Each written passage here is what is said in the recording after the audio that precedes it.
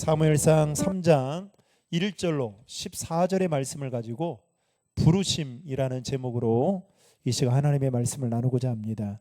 오늘 본문인 사무엘상 3장 말씀의 배경은 이렇습니다. 하나님의 말씀을 버리고 자신의 소견대로 행하며 살아왔던 그 사사시대와 그리고 왕이 다스리던 그 시대의 중간 지점에서 한나는 자신이 하나님께 서원한 대로 아들 사무엘을 엘리 제사장에게 맡기게 됩니다. 그때부터 사무엘은 실로에 있는 성전에서 지내게 되면서 엘리 제사장에게 신앙교육을 받게 되고, 그리고 제사 드리는 법을 배우면서 엘리 제사장의 수종을 도맡아 하며 그렇게 살아갑니다. 그리고 오늘 말씀에 보면 그 사무엘이 성전에서 자고 있을 때에 하나님께서 사무엘을 부르시고, 그리고 그 부르신 말씀에 사무엘이 어떻게 반응하고 있는지에 대해서 오늘 본문은 아주 자세하게 기록하고 있습니다. 먼저 하나님이 사무엘을 불렀을 때의 그 당시의 상황에 대해서 오늘 본문은 이렇게 말하고 있습니다. 1절의 말씀 다 함께 읽겠습니다. 아이 사무엘이 엘리압 앞에서 여호와를 섬길 때에는 여호와의 말씀이 희귀하여 이상이 흔히 보이지 않았더라. 아멘. 여호와의 말씀이 희귀하여 이상이 보이지 않았던 시대가 바로 사무엘이 살던 그 시대였습니다. 여기에서 희귀하다라는 이 말은 보배롭고 귀중하다라는 뜻입니다. 그런데 좋은 뜻이죠. 그런데 오늘 1절의 말씀은 그렇게 좋은 뜻으로 말하고 있는 것이 아니라 한마디로 나쁜 의미로 말하고 있다라는 겁니다. 즉 말씀 듣기가 매우 희귀하여 드물고 희귀하다라는 뜻을 가지고 있습니다. 그만큼 사무엘이 엘리 제사장 밑에서 신앙교육을 받고 있는 그때 그 당시의 상황은 도덕적으로나 영적으로 매우 타락한 상태였다라는 것을 희귀하다라는 1절의 말씀으로 그 상황을 대변해 주고 있는 것을 보게 됩니다. 특별히 이 동일 본문인 현대인의 성경에서는 1절의 말씀을 이렇게 설명하고 있습니다. 1절 말씀 읽겠습니다. 어린 사무엘이 엘리 밑에서 여호와를 섬기고 있을 당시에는 여호와의 말씀을 듣기가 매우 힘들었고 환상을 보는 일도 거의 없었다. 아멘. 여러분, 구약시대 때 하나님은 항상 자신의 뜻을 자신이 택한 사람들에게 어떻게 보여주셨습니까? 꿈이나 이상이나 환상 등을 통해 보여주셨습니다. 그것도 부족하다고 싶으면 예언자들, 선지자들을 통해서 하나님은 자신의 뜻을 반드시 계시해 보여주셨습니다. 그런데 문제는 그 당시 사람들은 하나님의 말씀을 듣지 않을 정도로 제약 가운데 있었다라는 겁니다. 우리가 잘 알다시피 엘리 제사장의 두 아들 홈리와 비느하스가 대표적인 사람이라 말할 수 있죠. 그런 가운데 2절 말씀에 보면 엘리의 눈이 점점 어두워가서 잘 보지 못할 정도로 그는 이제 육체적으로 늙어서 그의 눈이 어두워져 가고 있다라는 것을 말하고 있습니다. 사무엘상 4장 15절 말씀에 보면요, 그때 당시에 엘리 제사장의 나이가 아마도 98세였을 것이다. 성경은 그렇게 이야기하고 있습니다. 바로 그때 하나님은 성소에서 등불을 관리하고 그리고 잠을 자고 있던 어린 사무엘을 부르십니다. 이제 엘리 제사장의 시대가 저물어가고 사무엘의 시대가 이렇게 하나님의 부르심을 통해 밝아오고 있는 것을 말해주고 있는 것입니다. 그러자 사무엘은 그 음성을 듣고 즉각적으로 내가 여기 있나이다 라고 말을 하며 엘리 제사장에게 달려갑니다. 여러분, 4절과 5절의 말씀 다 함께 읽겠습니다. 여호와께서 사무엘을 부르시는지라 그가 대답하되 내가 여기 있나이다 하고 엘리에게로 달려가서 이르되 당신이 나를 부르셨기로 내가 여기 있나이다 하니 그가 이르되 나는 부르지 아니하였으니 다시 누우라 하는지라 그가 가서 누웠더니. 아멘. 하나님은 지금 사무엘을 부르고 있는데 그 사무엘은 하나님이 자신을 부른다라고 생각하지 못하고 누구에게로 달려갔다고요?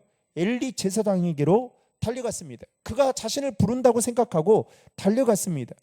그런데 엘리 제사장이 뭐라고 말합니까? 나는 너를 부른 적이 없다라고 말을 하죠.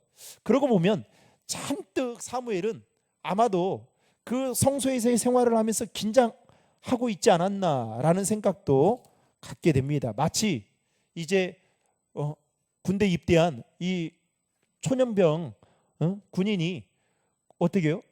이 각을 잡고 잠을 자더라도 항상 긴장하고 자는 것처럼 마치 어린 사무엘이 이와 같지 않았나라는 생각을 갖게 됩니다. 그리고 나서 하나님은 또다시 사무엘을 부릅니다. 6절 말씀에 보면 여호와께서 다시 사무엘을 부르시는지라 이렇게 말하고 있죠. 그리고 8절과 10절에도 보면 하나님은 계속해서 사무엘을 부르고 계십니다. 여러분 8절과 10절의 말씀을 다 함께 화면을 보고 읽겠습니다.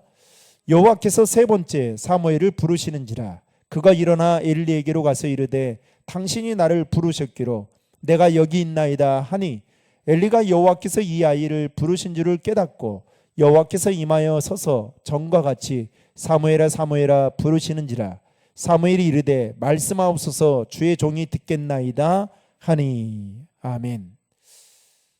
그때마다 사무엘은 엘리 제사장이 자신을 부르는 줄 알고 그에게로 달려갔던 것을 보게 됩니다. 무려 하나님은 사무엘을 몇 번 불렀습니까? 4번 불렀습니다. 그런데 세 번째 부르셨을 때 비로소 엘리 제사장은 사무엘을 부르시는 분이 누구인지를 알게 된 거예요.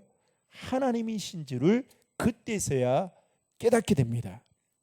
여러분 이것만 봐도 엘리 제사장은 한나가 기도했을 때 술 취한 여인으로 판단을 하고 그야말로 하지 말아야 될 말을 했던 그 엘리 제사장의 그 모습, 그리고 이 사무엘을 불렀을 때에 자신은 부르지 않았음에도 불구하고 어린 사무엘이 그에게 4번씩이나 달려갔던 그 모습을 보면 어떻게 해요?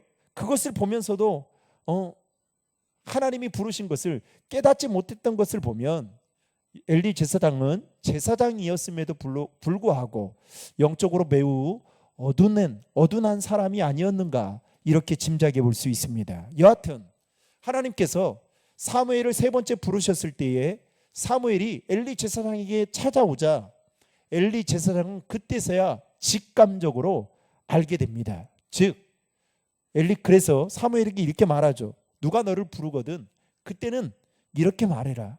여호와여 말씀하옵소서 주의 종이 듣겠나이다 라는 말로 조언을 해줍니다.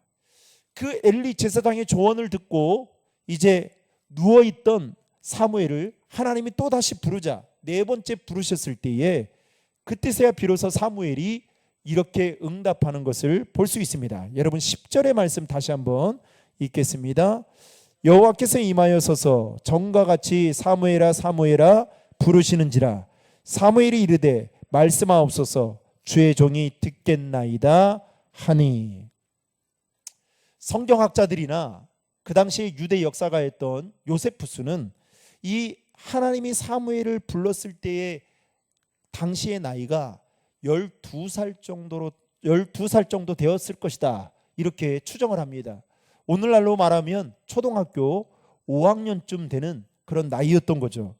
여러분 사무엘이 엘리 제사장 밑에서 수종을 들면서 율법을 배웠다 할지라도 그의 신앙은 그의 나이가 암시하듯 아직 어렸다라고 밖에 볼 수 없습니다. 게다가 그 당시는 하나님의 계시가 1절에 보면 뭐라고 있어요? 희귀하다라고 말했죠. 즉 사무엘이 하나님에 대해서 바르게 이해하기란 더더욱 쉽지 않았을 것입니다.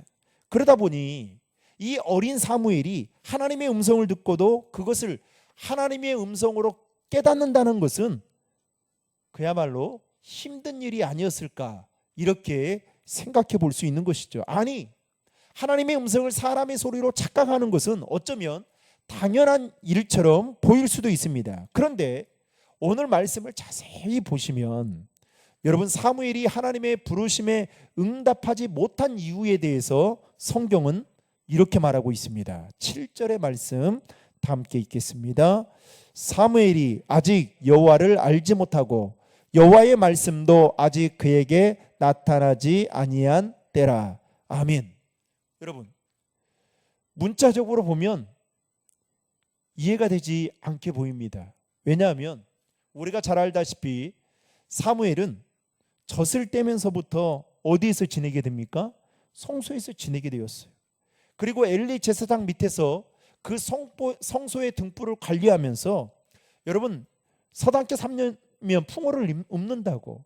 여러분, 이 어린 사무엘이 엘리 제사장 밑에서 무엇을 보았겠어요? 제사 지내는 법도 보았을 것이고, 또 율법을 또 시시때때로 배웠을 것이고, 그리고 어떻게 하면 하나님을 섬겨야 되는지 그것들을 여러 차례 아마 듣고 보고 배웠을 것입니다. 그런데 딱 그러다 보니 여러분, 하나님을 몰랐을 리가 만무한 거죠. 그런데 성경은 뭐라고 말합니까? 7절에 사무엘이 아직 여호와를 알지 못하고, 이해가 되지 않는 이야기를 하고 있는 겁니다. 그렇다면 여러분, 오늘 본문에서 왜 사무엘이 하나님을 몰랐다라고 지금 말하고 있는 걸까요? 여기서 하나님을 알지 못했다라는 것은 여러분, 지식적으로 신앙적으로 몰랐다라는 뜻이 아닙니다.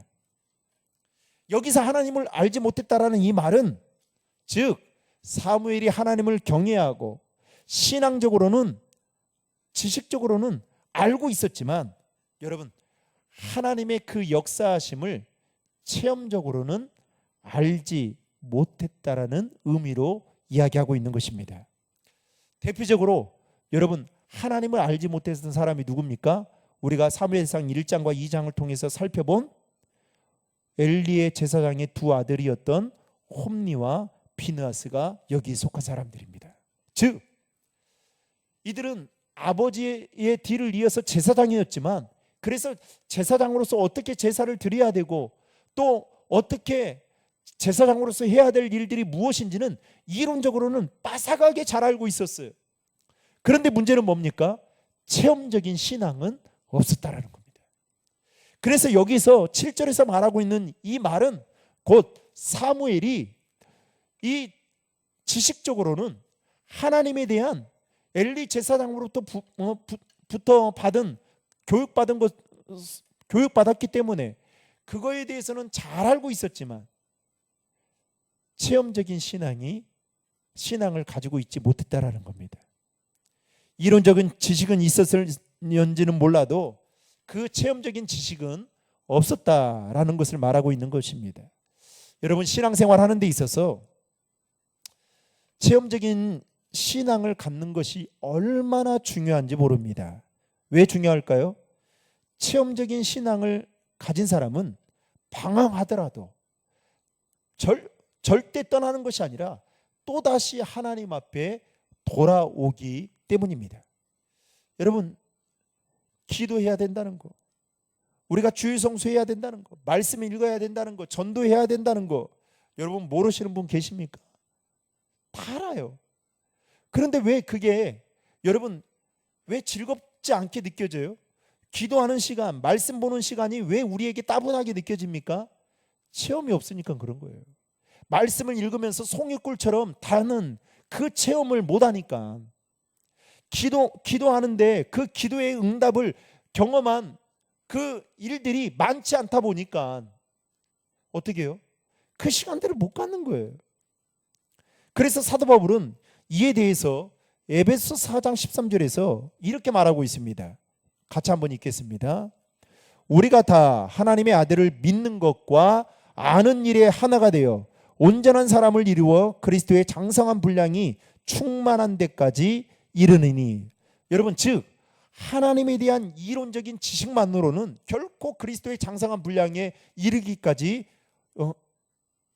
없다라는 거예요.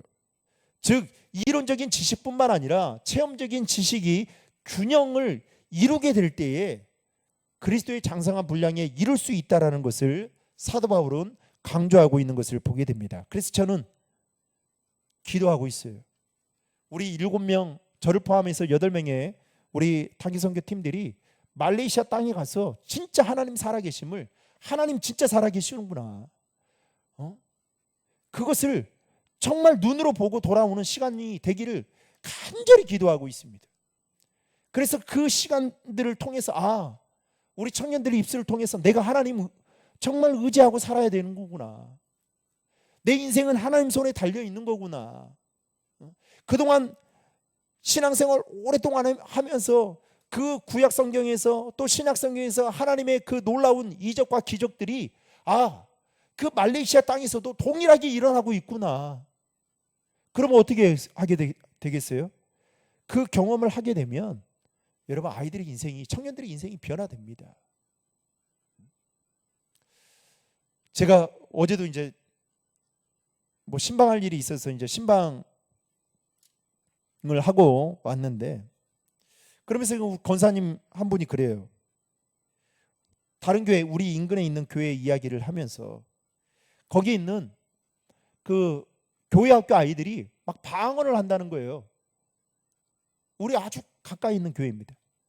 그 교회 학교 아이들이 기도하는데 얼마나 뜨겁게 기도하는지 모른다는, 그거 볼 때마다 도전이 된다는 거예요, 아이들이.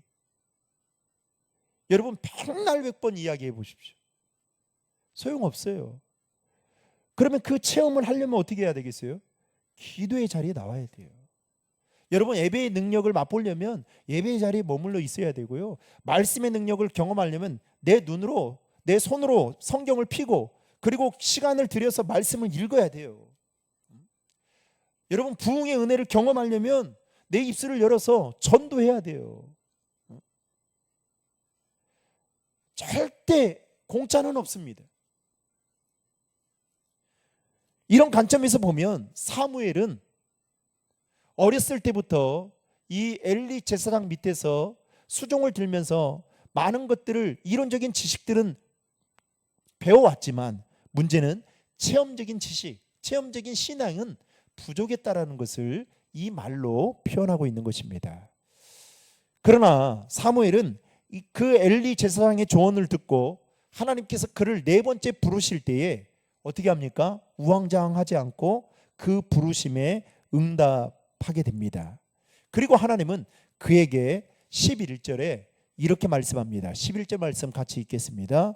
여호와께서 사무엘에게 이르시되 보라, 내가 이스라엘 중에 한 일을 행하리니 그것을 듣는 자마다 2귀가 울리리라. 여러분, 여기서 2귀가 울리리라 라는 이 말씀은 이제 사람들이 큰 충격을 받게 될 것이다 라는 의미로 이렇게 말씀하고 있는 겁니다. 자, 그렇다면 지금 하나님이 네 번째 부르셨을 때에 사무엘이 하나님 앞에 오잖아요. 그러자 하나님이 지금 2귀가 울리리라 이 말씀을 하는데, 여러분, 왜 이러한 충격적인 말씀을 하고 있는 걸까? 하나님의 말씀이 희귀한 때에 나타났던 그 말씀이 이스라엘 백성들이 듣고 소망이 넘치고 힘이 솟는 그 일이 아니라 이제는 마음이 높고 손이 늘어지는 그런 두려운 일이 벌어지게 될 것이다 라고 말씀하면서 2귀가 울릴 것이다 라고 하는데, 그 말씀이 무엇을 이야기하느냐? 구체적으로는 다음 이제 사무엘상 4장에 가면 이 구체적인 2귀가 울리리라는 말씀이 이제 성취되는 것을 보게 됩니다. 그것은 바로 뭐냐? 이스라엘이 블레셋과 전쟁을 치르게 됩니다. 그런데 그 전쟁에서 언약궤를 빼앗기게 돼요. 그리고 나서 홈리와 비나스가 그 전쟁에서 즉사하게 됩니다. 이 내용을 가리켜서 하나님은 2귀가 울릴 만큼 아주 큰 충격적인 소식이 이제 너희들에게 임하게 될 것이다 라고 말씀하고 있는 것입니다. 여러분, 아마 이스라엘 백성들에게는 생각이나 상상도 할 수 없는 일이었을 것입니다. 그런데 하나님은 지금 사무엘을 부르셔서, 어린 사무엘을 부르셔서 그렇게 하시겠다라고 말씀하고 계십니다. 따라서 지금 11절의 말씀은 앞으로 이스라엘 백성들이나 엘리 제사장 가문에 일어날 일에 대한 예고편이라고 말할 수 있는 것입니다. 자, 그렇다면 하나님께서 이렇게 하시는 이유가 무엇 때문이냐? 그것은 바로 이스라엘과 제사장들의 범죄 때문이다라고 말씀하고 있습니다. 다시 말해 제사장들과 이스라엘 백성들이 하나님을 배반하고 욕되게 하였기 때문이다라고 성경은 말하고 있다는 겁니다. 그러면서 12절부터 14절까지 말씀을 보면 듣는 자마다 귀가 울릴 그 일에 대한 내용을 다시 한번 말씀하고 있습니다. 그 말씀의 12절부터 14절까지 내용의 핵심은 바로 이거예요. 하나님께서 엘리 집안의 가문을 영원히 심판하실 것이다. 그게 바로 두 귀가 울리게 될 것이다 라는 의미 안에 담겨져 있습니다. 이처럼 하나님은 엘리 제사장 가문의 파멸을 사무엘에게 미리 말씀하시고 또 그것이 성취되는 것을 보여줌으로 인해서 엘리 제사장의 가문이 몰락할 뿐만 아니라 이제는 그의 뒤를 이어 이스라엘의 사사로 네가 세워지게 되고 또 너는 이와 같은 실수를 되풀이해서는 안 된다라는 차원에서 하나님은 어린 사무엘을 불러서 이렇게 말씀하고 있다라는 것입니다. 여러분, 오늘 이 말씀을 보면서 어떤 생각이 드십니까?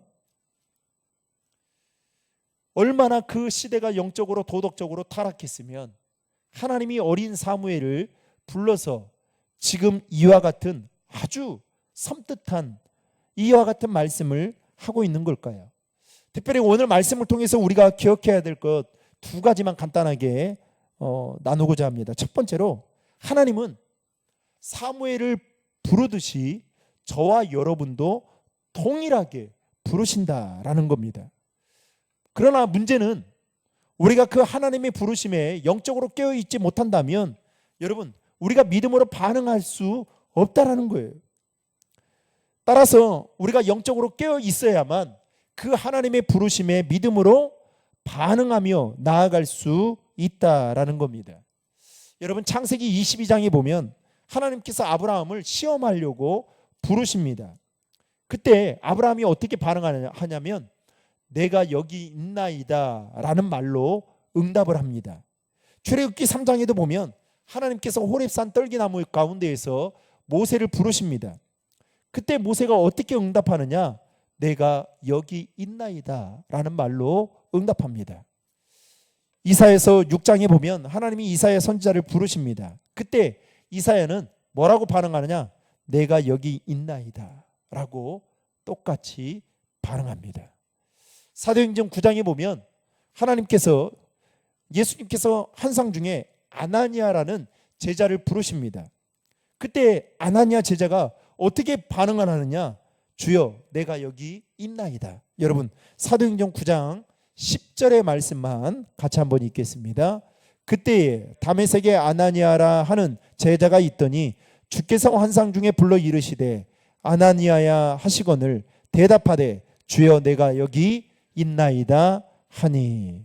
사랑하는 성도 여러분, 하나님은 오늘도 저와 여러분을 부르시는 분이심을 믿으시길 바랍니다. 그 부르심에 저와 여러분들이 영적으로 깨어 있어야 그 부르심에 믿음으로 응답하며 나아갈 수 있다라는 것이죠. 우왕좌왕하는 것이 아니라 주님 내가 여기 있습니다 이렇게 믿음으로 반응하고 응답하며 나아가야 된다라는 것입니다. 바라기는 저와 여러분 모두가 시시때때로 부르시는 그 하나님의 부르심에 여러분 믿음으로 응답하며 나아가는 하나님의 사람들이 되시기를 주님의 이름으로 축원합니다. 마지막 두 번째로 오늘 말씀을 통해서 우리가 기억해야 할 것은 하나님의 말씀에 귀 기울여 듣고 그리고 그 말씀을 타산지석으로 삼아야 한다라는 것입니다. 여러분 우리 속담에 이런 속담이 있죠. 욕하면서 뭐 한다고요? 배운다라는 말이 있습니다. 즉 다른 사람의 그릇된 행동을 보면서 분개하고 나는 다음에 절대로 그렇게 하지 않겠다라며 사람들은 다짐을 합니다.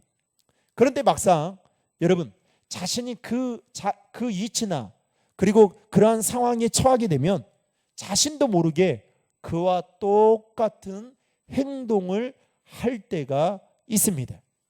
저도 부교육자를 사역하면서 왜 좀 죄송합니다.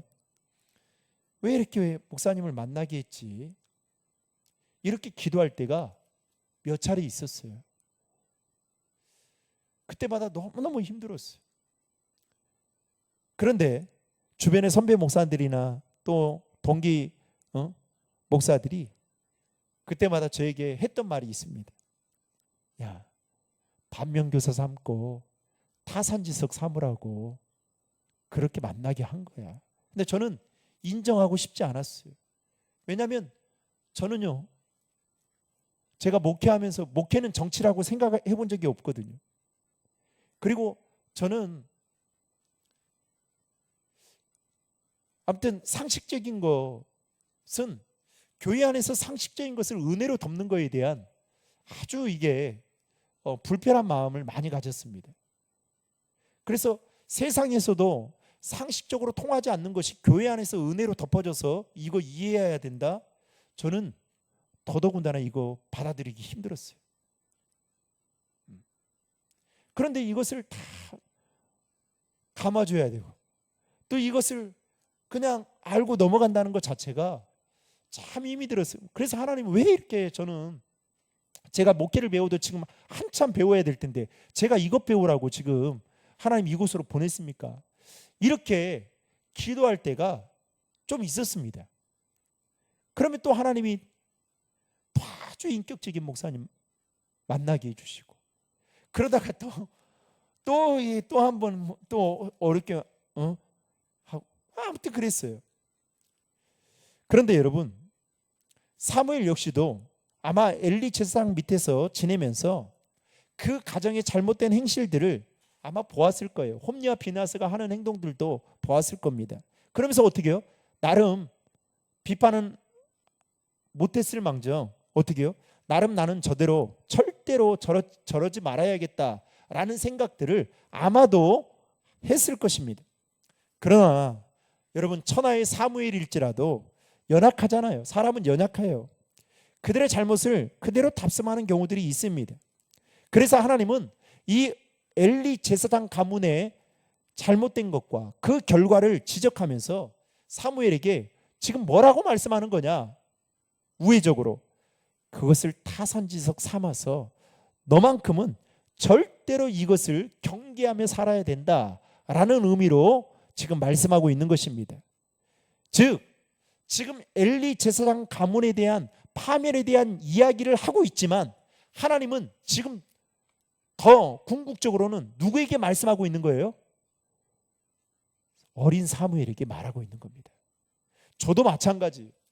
여러분 제가 이렇게 말씀을 전하고 있지만 성도들 중에는 간혹 이렇게 생각하는 분도 있을 거예요. 아니 목사님도요. 여러분 제가 잘해서 이렇게 설교하는 게 아니에요. 저 역시도 제 영혼에게 지금 선포하고 있는 거예요. 그래서 가끔 여러분 저도 정말 힘든 이야기들을 저도 할 때가 있어요. 그거는 뭐냐? 저도 여러분들 앞에 이야기하면 그것이 저에게 어떻게 해요? 제가 저를 보호할 수 있는 제가 그렇게 살아갈 수밖에 없는 장치이기 때문에 말하는 거예요. 연약하기 때문에 말하는 거예요.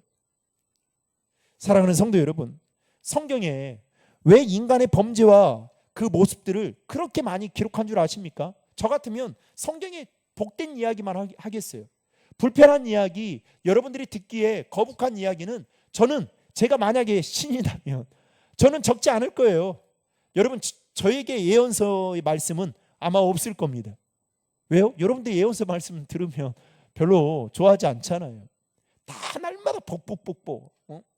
그리고 성경 앞에도 이 복이라는 글자 크게 새겨놓고 그렇게 할 거란 말이죠. 그런데 왜 성경은 왜 그렇게 인간의 범죄와 그 모습들을 기록해 놓았을까요?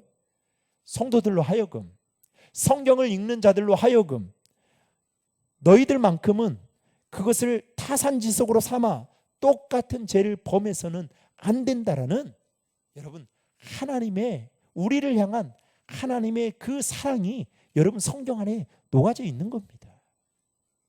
오늘 말씀을 보면서 제가 더 무서웠던 것은요, 여러분 14절의 말씀인데요. 여러분 14절의 말씀 한번 읽을까요? 그러므로 내가 엘리 집에 대하여 맹세하기를 엘리 집의 제약은 제물로나 예물로나 영원히 속죄함을 받지 못하리라 하였노라 하셨더라. 아멘. 뭐라고 말씀하느냐? 제물로든 예물로든 영원히 속함을 받지 못하겠다라는 어마무시한 말씀을 지금 하나님은 하십니다.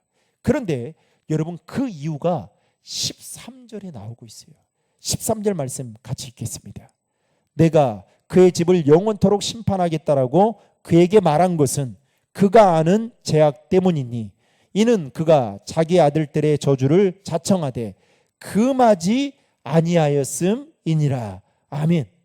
무슨 말입니까? 엘리 집안이 그것이 하나님께 죄가 된다는 것을 알면서도 금하지 않았다는 거예요. 그치지 않았다는 겁니다. 방치해 두었다는 거예요, 자녀들을. 그래서 멸망의 길로 자초하게 되었다는 겁니다. 여러분 성경에서는 알고 지은 죄를 뭐라고 말합니까? 고범죄라고 이야기합니다. 이 고범죄는 여러분 하나님은 아무리 큰 죄라도 실수를 범한 것이라면 그것을 회개할 때 용서해 줍니다. 예, 화면 저 보여주세요. 그런데 아무리 사소한 죄라도 여러분 고의적인 거라면 하나님은 절대로 고의적인 죄는 용서하지 않으신다라고 성경은 분명하게 말하고 있어요. 그래서 여러분 하나님께 용서받을 수 있는 그 죄의 기준은 죄의 크기가 아니에요. 무엇이냐? 고의성 여부에 달려 있어요. 따라서 여러분 우리가 죄를 멀리하는 거 이것도 너무 중요합니다. 죄를 짓지 않으려고 몸부림치는 것도 중요해요. 그런데 더 중요한 게 무엇인지 아십니까? 이것이 죄라는 것인 걸 알면서도 행하는 것은 여러분 용서받을 길이 없는 거예요. 그래서 사무엘이 뭐라고 말합니까? 기도하기 쉬는 죄를 결단코 범치 않겠노라고 말하는 거예요. 그래서 여러분 그럼 목사님 죄 안 짓고 살아야 됩니까? 여러분 진짜 제가 언젠가 우리 청년들에게 그 30대 사랑구역 식구들에게 모임을 하면서 이런 말을 했어요. 제 이제 설교자로서의 그 고충에 대한 이야기를 하면서 나는 도덕 선생이나 윤리 선생이 아니다. 교인들이 나를 바라볼 때 어떻게 바라보는지 모르겠지만 이렇게 살아라 저렇게 살아라 이렇게 마치 그렇게 생각한다면 정말 큰 착각이다. 여러분 한번 생각해 보세요. 목사가 이렇게 살아야 됩니다. 저렇게 살아야 됩니다. 그러면 전 반대로 저는 이렇게 생각해요. 제가 그렇게 살지도 못하는데 그렇게 사는 거에 대해서 제가 얼마나 괴로워하겠어요. 그런데 여러분들이 그렇게 받아들인다면 여러분 정말 신앙생활 하는데 기쁘지 않을 거예요. 그런데 여러분 반대로 한번 생각해 보세요. 반대로 내가 하나님을 사랑한다면 그 사랑하는 마음을 가지고 그렇게 살아가려고 막 하지 않을까요? 마치 이런 거예요. 부모님이 자식들에게 이렇게 살아야 한다 저렇게 살아야 한다 하면 자식들이 여러분 어떻게 하겠어요? 잔소리를 느낄 거 아니에요. 근데 내가 부모님 사랑하면 어떻게 해요? 부모님이 그렇게 말하지 않아도 그렇게 말한다 할지라도 그렇게 느껴지지 않거든요. 여러분 우리 안에 어떻게 해요? 죄를 이길 만한 사실 힘이 우리에게는 없습니다. 성령의 도우심이 필요해요. 그러나 여러분 주님 사랑하는 마음이 우리 안에 커지면 커질수록 여러분 죄를 멀리하게 된다는 사실을 믿으시길 바랍니다. 그래서 우리가 기도해야 될 것은 하나님이 이렇게 살게 해주세요. 저렇게 살게 해주세요. 이 기도도 중요해요. 그런데 더 중요한 건 뭐냐? 하나님 사랑하는 마음이 더 크게 해주세요. 그러면 사랑하는 마음이 크게 되면 죄를 멀리하게 되는 것입니다.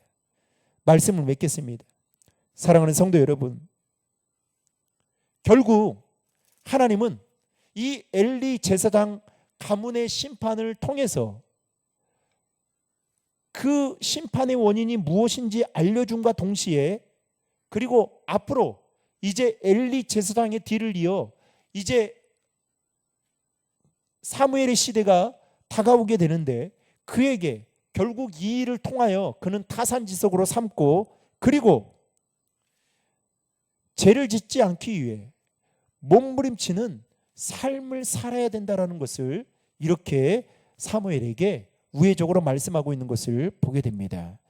저와 여러분이 영적으로 깨어 있어서 여러분 하나님의 말씀을 들을 뿐만 아니라 그 마음의 자세와 그리고 영적인 귀가 열려 있어 수시로 들려주시는 그 하나님의 음성 앞에 믿음으로 응답하고, 더 나아가서 더 죄를 멀리하는 그런 믿음의 삶을 살아가는 우리 신드림 중앙의 모든 성도님들 되시기를 주님의 이름으로 축원합니다.